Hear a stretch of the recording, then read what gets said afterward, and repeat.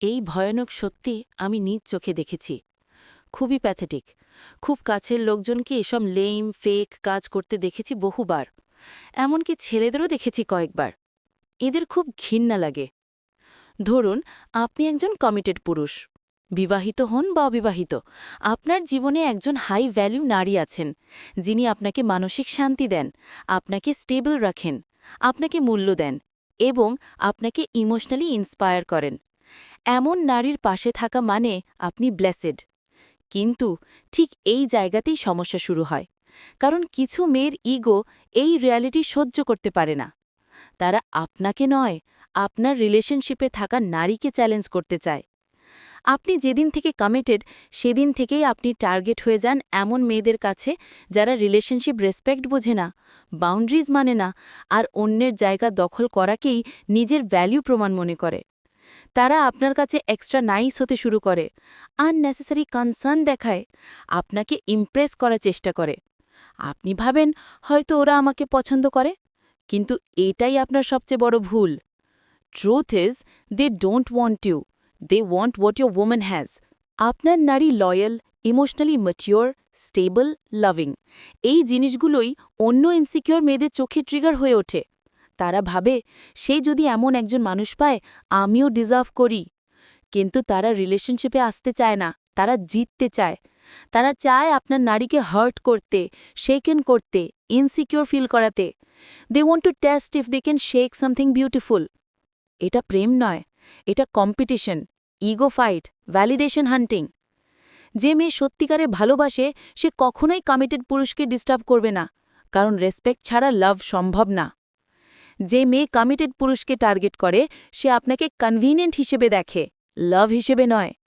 She doesn't want your heart, she wants the satisfaction of knowing she could steal a heart that already belonged somewhere. আর সবচেয়ে বিপজ্জনক হল, এরা সবসময় innocent face নিয়ে আসে। আপনাকে হেল্প করে, ফ্রেন্ডলি বিহেভ করে, কনসার্ন দেখায়। আপনি ভাবেন ওরা পিওর, কিন্তু না, ওরা আপনার রিলেশনশিপের বাউন্ডারি ভাঙার চেষ্টা করছে। তারা চায় আপনার লয়্যালটি উইক হোক, আপনার ওম্যান হার্ট হোক, আপনি কনফিউজড হন। যদি আপনি বিবাহিত হন, তারা আপনার ওয়াইফকে চ্যালেঞ্জ করছে। যদি আপনি কমিটেড অবিবাহিত হন, তারা আপনার গার্লফ্রেন্ডকে চ্যালেঞ্জ করছে। দুই অবস্থাতেই ইন্টেনশন একই, হারানো নয়, জিতার ইচ্ছা। কারণ ইনসিকিওর মেয়েরা মনে করে, if I can take what she has, I become equal to her. আপনার পাশে যে হাই ভ্যালিউ নারী আছেন, সে loyal, grounded, confident, emotionally rich, এবং এই কোয়ালিটিসগুলোই অন্য ইনসিকিউর মেয়েদের সহ্য হয় না। তারা চায় তার গ্লো নেভাতে, তার জায়গা দখল করতে, তার স্ট্যান্ডার্ড ম্যাচ করতে, even temporarily. A loyal woman is a blessing, never a replacement. She commits with her heart, not her loneliness. এমন নারী জীবনে পাওয়া মানেই বড় সৌভাগ্য। আর এই সৌভাগ্যের প্রতি হুমকি আসে তখনই, যখন আপনি অ্যাটেনশন আর এফেকশনের পার্থক্য বুঝতে পারেন না।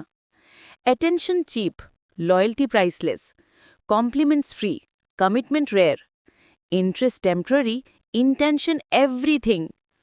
যদি আপনি একটু নাইভ হন, ভাবেন সবাই পিওর, তাহলে রিলেশনশিপ আপনি নিজের হাতে নষ্ট করবেন। কারণ বাউন্ডারি না মানা, ফ্লার্টিং করে দেখা, ইনোসেন্ট সিম্প্যাথি নেওয়া, এসবই সেই মেয়েদের জেতার পথ করে দেয়। আপনি যদি সত্যিই ইমোশনালি ইন্টেলিজেন্ট পুরুষ হন, তখন আপনি বুঝবেন কোন অ্যাটেনশন সেফ আর কোনটা ডেঞ্জারাস। বুঝবেন কে সত্যি কেয়ার করে আর কে কম্পিটিশন নিয়ে এসেছে। বুঝবেন আপনার উমেনকে প্রোটেক্ট করা আপনার দায়িত্ব। বুঝবেন লয়্যালটি শুধু শব্দ নয়, ডেইলি ডিসিশন। কারণ দিনের শেষে সত্যিটা একটাই, not every smiling woman wants love, some want to win, some want your piece, and some want your women's place.